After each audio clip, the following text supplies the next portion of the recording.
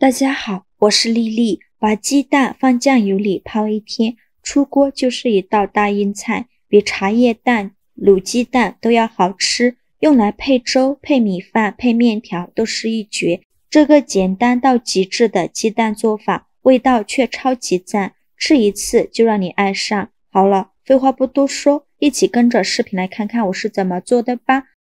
首先，根据家里人的数量，准备适量的鸡蛋。这个鸡蛋我们一次可以多做一些，因为一顿吃不完的，第二顿吃也是非常好吃的。我这里一共准备了14个鸡蛋。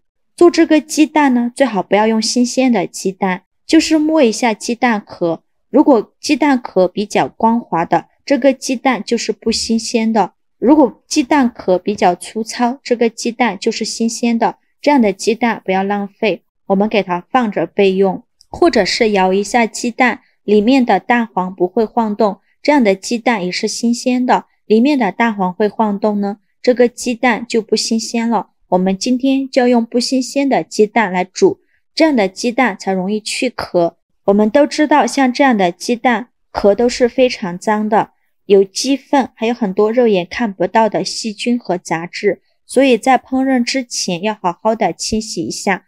倒上的清水没过鸡蛋，往里边加2勺食盐，再加2勺食用小苏打，用手搅拌均匀，搅拌至食盐和小苏打化开，搅匀后放一旁浸泡10分钟。10分钟后我们来看一下泡鸡蛋的水已经变浑浊了许多，表面漂浮着很多黑色的杂质。现在再来好好的清洗鸡蛋，准备一块纸巾，蘸上一些清水，把鸡蛋壳擦洗干净。这里加食盐和小苏打呢，小苏打属于碱性物质，有很强的去污能力，能把鸡蛋壳清洗得更加干净。清洗一遍之后，给它控水捞出，再放入另外一盆清水中，给它多清洗几遍，直到把清洗的水变得清澈为止。洗净后控水捞出，直接放入锅中。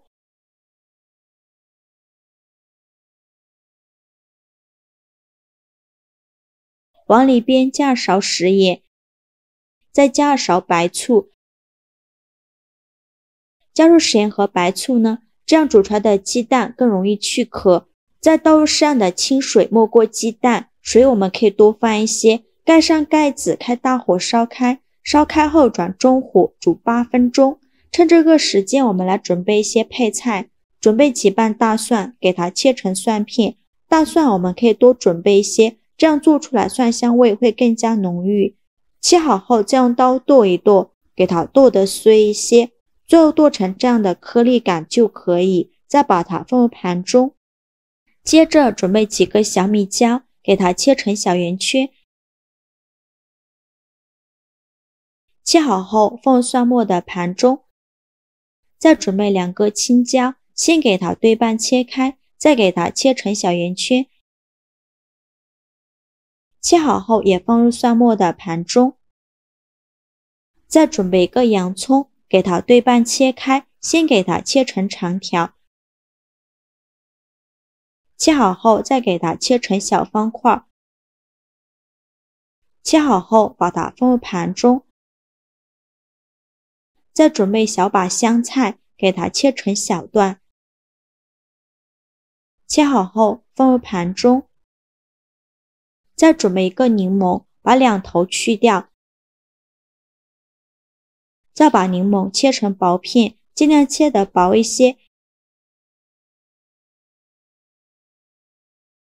切好后再把柠檬片中间的籽儿去掉，因为这个柠檬籽儿味道苦涩，非常影响口感。切好之后把它放洋葱的盘中。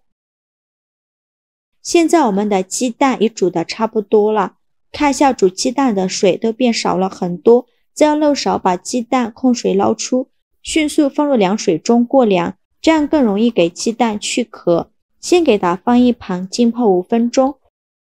5分钟后我们再来给鸡蛋去壳，取1个鸡蛋，把蛋壳给它敲碎，然后再把鸡蛋壳剥下来。鸡蛋经过用我这个方法煮一下，再放入冷水中泡5分钟，鸡蛋壳很容易就剥掉了。而且爆出来的鸡蛋表面滑溜溜的，非常光滑，一点也没破损。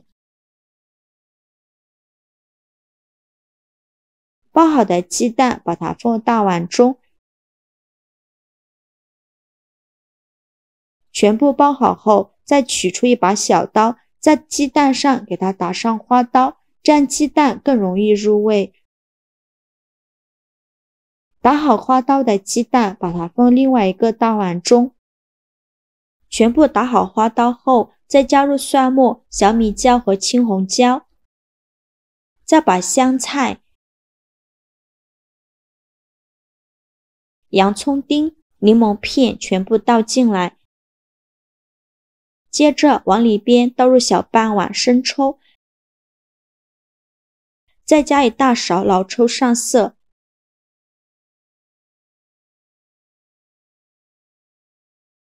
加一勺白糖，加一勺花椒油，再加适量的胡椒粉，最后再倒入小半碗凉白开，再戴上一次性的手套给它抓拌均匀，尽量多抓拌一会儿，这样会更加的入味。制作视频不易，您的每一个留言和每一个点赞都是我前进的动力。如果您觉得我分享的视频对你有帮助的话，请您给我点个赞吧，非常感谢您的支持。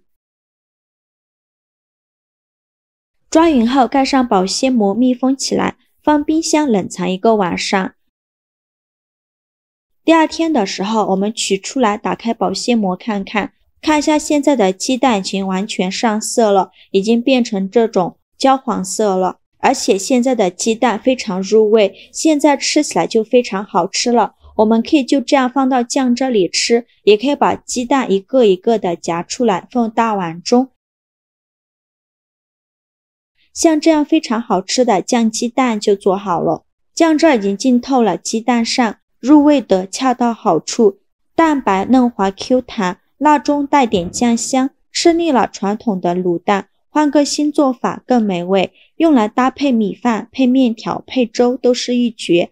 汤汁甜辣咸鲜，加了柠檬，有一点酸酸的口感，简直是太完美了。鸡蛋在酱汁里泡的时间越久，就会越入味越好吃。取出来的鸡蛋一顿吃不完的，继续放回酱汁里泡着，或者是再重新煮一些鸡蛋放到酱汁里泡一碗，也是非常入味好吃的。喜欢的朋友就把这个配方收藏好，这个酱汁可以降万物。好了，今日视频就分享到这里了。如果您觉得我分享的视频对你有帮助的话，请您给我点个赞吧，或者是订阅我的频道，我每天都会分享不一样的美食视频。我是丽丽，非常感谢您的支持。